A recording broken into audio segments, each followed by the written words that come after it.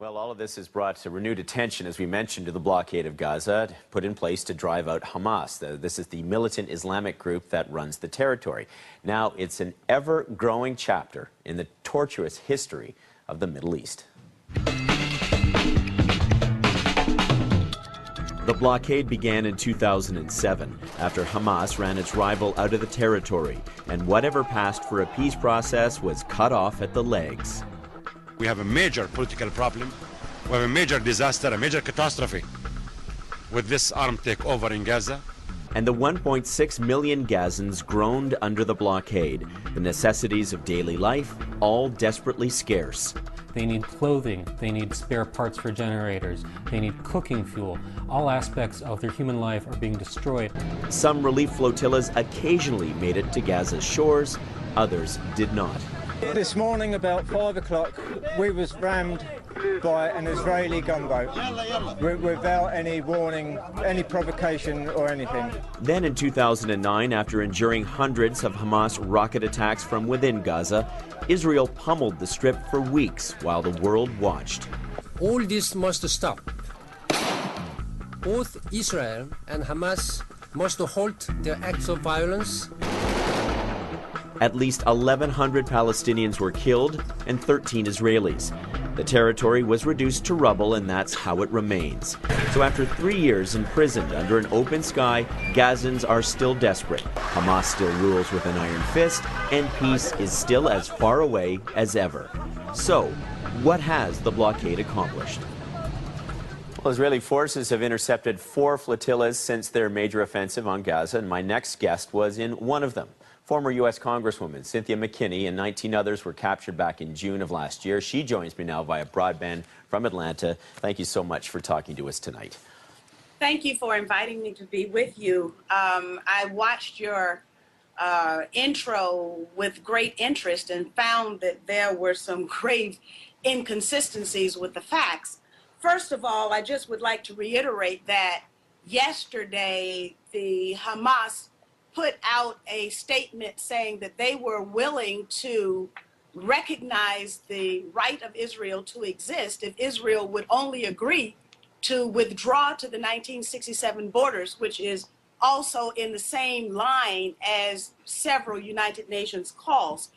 Here we also, when you talk about conflict, you generally think that you've got two parties engaged, but really what happened was a massacre, and the people who were on the Freedom Flotilla were unarmed humanitarian activists. So Israel, which this document demonstrates in 1975, was a nuclear power that was willing to share its nuclear expertise and missiles and warheads with the apartheid rogue state of South Africa.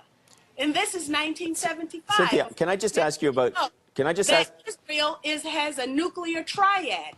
So when you're talking about balance and you're talking about Hamas and rockets, let's be very clear.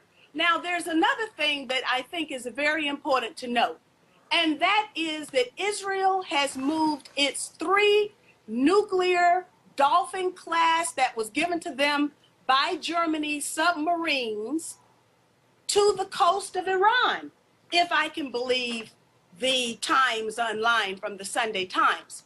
Cynthia, I just wanted to ask you about your experience when you were on the flotilla. Well, I appreciate you asking me about my experience, and what I can tell you, the totality of my experience is that just about everything that came out of the Israeli government was a lie.